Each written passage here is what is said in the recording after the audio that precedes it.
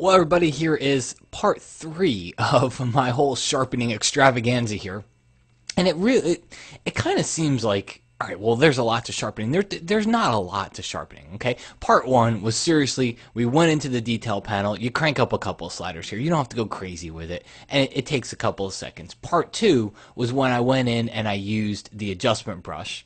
Okay, and I cranked up the sharpening slider for the adjustment brush, and I went in and just painted really quickly on the eyes or anything that I wanted to creatively sharpen. Okay, again, it only takes a couple of seconds. Part 3 is where we just talk a little bit about output, and this mainly has to do with printing your photos. Okay, if you're gonna be printing your photos to an inkjet printer, or you're gonna send them to somebody to be printed, because of dot gain and all these different things about the way the ink goes down on the paper, and because of all the different types of papers and things like that, we tend to get a little bit of softness when we print. All right, which is why we have this thing called output sharpening. If you're ever inside a Camera Raw and you click right toward the bottom at this little workflow options, this blue link down here, and you click on that, and you've ever been inside of this dialog box and you see sharpen for glossy paper, matte paper, screen, and then you see this amount setting. If you ever wondered what this does,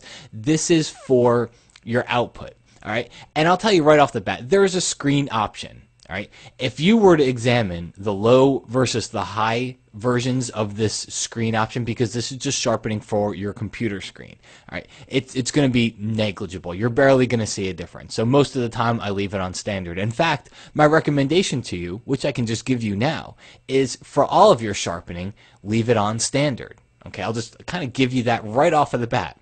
However, let's at least talk a little bit about what they do. So you've got two options here, glossy paper and matte paper. Glossy paper is not going to be as aggressive as a sharpening, because this output sharpening, what it's going to do is just apply a little bit of sharpening to your photo for the output. So if I were inside of this dialog box and I said I'm going to print to glossy paper, I want a high output sharpening, I hit OK, I'd come down here, save my image off as a JPEG, okay, and then I would send this to somebody, or I would open it in Photoshop, just click on open image and print it, and it'll have a little bit of extra sharpening applied to it.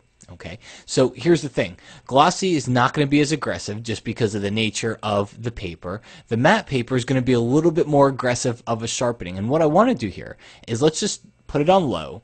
I'm going to hit OK, and I'm going to hit open image, which is going to take us over into Photoshop here. Okay, in fact, this one's just left over from another video, so let me go ahead and close it. So there's version 1. Let's go back. Let's open our photo back up here, and let's come back into our workflow options. Let's change matte. Let's change it to high. Let's just compare low to high. All right, and again, open the image, and now we're going to open it in Photoshop.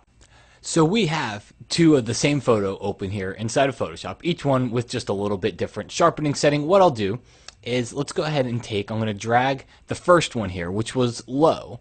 I'm just going to drag this one and bring it into my other document, which had the high. All right, and I'll even go in here and I'll rename the layers low and guess, high. All right, so let's get into 100%. You don't have to be at 100% in Photoshop, only Camera Raw to see the sharpening. However, it just makes it easier to see what we're working with here. Okay, so let's take a look here. Here's low. All right, what we're looking at on screen right now is low, and that's high. See the difference? Low and then high. So it's not a humongous difference, but it is a difference in the sharpening that's being applied here. Okay, once again, here's high, and then here's low. So you can barely see a difference there. Imagine that medium or that standard setting, which is kind of right in between the two. Now keep in mind also, this was the matte setting, which I told you was going to be more aggressive than the glossy setting. So the glossy setting and that output sharpening is even going to be harder to see when you're looking at it on screen than this is. So what's all this mean for you?